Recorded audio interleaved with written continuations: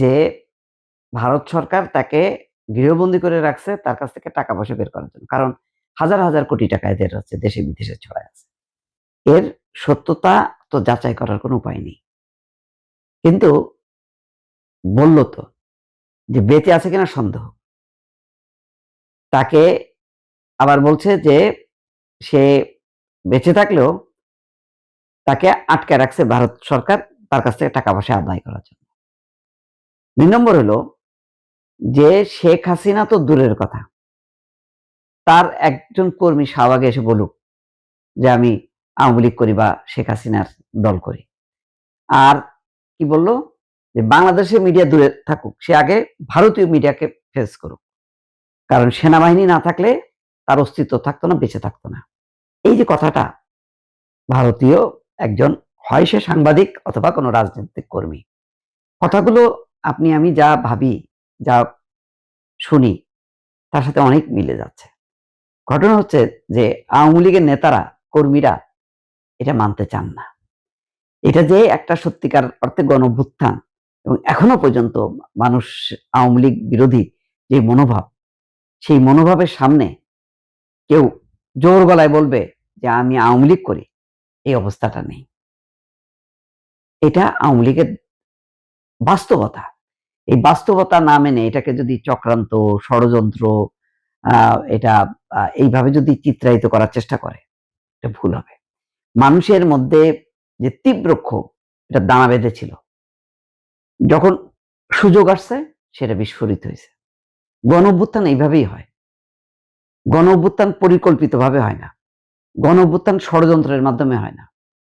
লক্ষ লক্ষ মানুষ যদি একত্রিত না হয় তাহলে কোনো সরকারকে ফেলানো সম্ভব না। কারণ সরকারের সাথে থাকে বিভিন্ন বাহিনী, সে সশস্ত্র, তার সামনে জনগণ কিভাবে দাঁড়াবে? পারে না। কিন্তু মাত্রাটা যদি গণবিক্ষোভ থেকে এটা গণবিক্ষোভ এবং গণঅভ্যুত্থানের রূপ নেয় তখন সম্ভব না। এখন আওয়ামী লীগ কখনোই, দুর্ভাগ্য হলো এই আজকাল দেখি কিছু কিছু নায়িকা বেড়ে গেছে, এই মাহিয়া, মাহি, শাওন, এরা যে হারে ভালোবাসাটা দেখায় দুঃখ লাগে। ভাই রে, তোরা যদি সময় মতন শেখ হাসিনারে বলতি যে এইভাবে দেশ শাসন হয় না, এইভাবে জনগণের ভোট না নিয়ে গুটি কয়েক স্বার্থান্বেষী মহলের সমর্থন নিয়ে ক্ষমতায় থাকা বিপজ্জনক, এটা গণতান্ত্রিক দেশে এটা সাজে না, এটা বলতে পারেনি। এখন তারা বিপ্লবী। সরকার আইনের বাইরে যাচ্ছে না, কোনো উস্কানিতে পা দিচ্ছে না, সে কারণে হয়তো তারা বলেই যাচ্ছে।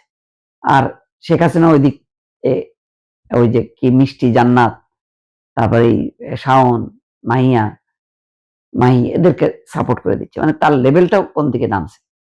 কিন্তু ঘটনা হলো যে আজকে এই পরিস্থিতি হবে কেন, আজকের এই পরিণতি হবে কেন?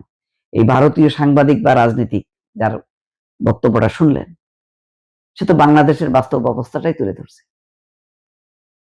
বাংলাদেশে শেখ হাসিনার আওয়ামী লীগের পক্ষে দৃঢ়তার সাথে দাঁড়ায় কথা বলার কেউ নেই, সেই নৈতিক অবস্থান নেই। ওই নৈতিক অবস্থান থাকলে শেখ হাসিনাকে পালাইতে হয় না। তখন 1 লাখ 2 লাখ লোকও নাই 15 বছর শাসনের পর, যে সেই 1-2 লাখ লোক এসে গণভবনের সামনে ঘিরে প্রোটেকশন দেবে। এই অবস্থার দিকে চলে গেছিল।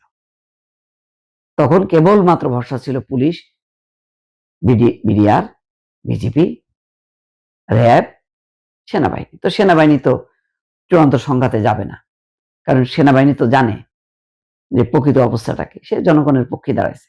তা নাহলে আন্তর্জাতিক কোড অফ কন্ডাক্ট ভায়োলেট করতে হতো তাকে, তাকে জাতিসংঘ থেকে বিতাড়িত হইতে হতো। তো সেটা তো করবে না। কার জন্য করবে? যার জন্য করবে তার তো কোনো জনসমর্থনই নেই। এই বাস্তব অবস্থাগুলো শেখ হাসিনা এবং আওয়ামী লীগাররা বিবেচনায় নেয় না, এটাই দুঃখজনক।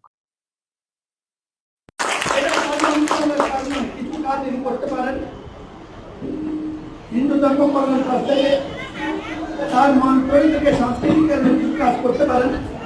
মূল যে উদ্দেশ্য আপনাদের এটাকে, সেটা করার জন্য আমার মনে হয় মাননীয় প্রধানমন্ত্রী হতে গেল এই সিদ্ধান্ত নেওয়ার ক্ষমতা আছে।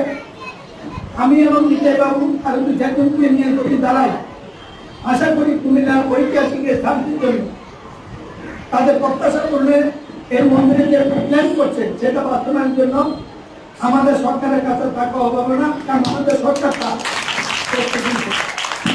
আমি আমার জানি গত নির্বাচনে আমার ভাই বোনেরা, সনাতনী ভাই বোনেরা দল নির্বিশেষে যেভাবে দেশ জাতি এবং মানুষকে বর্তমানে নিজ দায়িত্বে ভোট দিয়েছেন, আমাদের সরকারের উচিত নিজ দায়িত্বে আপনাদের কাজগুলো করে দেয়। আমি আপনাদের পক্ষে আছি। আজকে থেকে নিতাই বাবু আমাদের পক্ষে থাকবেন, ইনশাআল্লাহ কাজ হয়ে যাবে। এবং করবেন নিতাই দায়িত্ব সাবিনা আলম উনি আমার সাথে এখানে আছেন।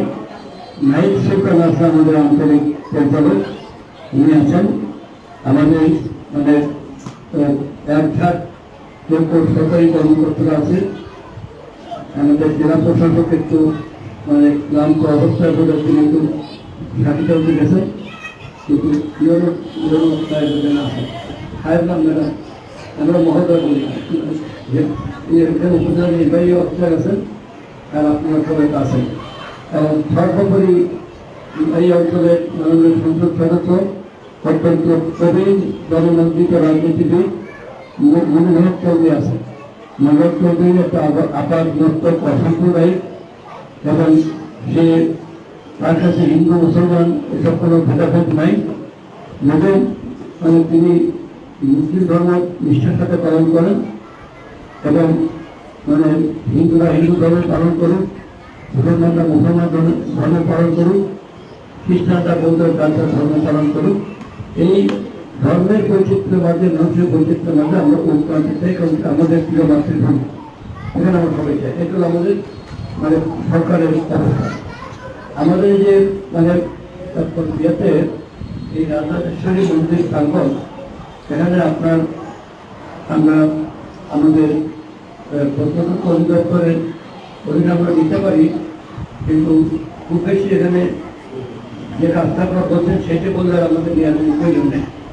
এইটা হচ্ছে আমাদের মনে হয় জানেন আমাদের জেলা পরিষদের আমাদের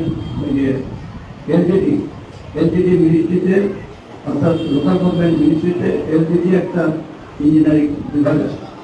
সেখানে আমাদের এই যে মডেল মসজিদ এবং আরও একটি মন্দির সংরক্ষণের একটা বিশাল অংশের খান আছে।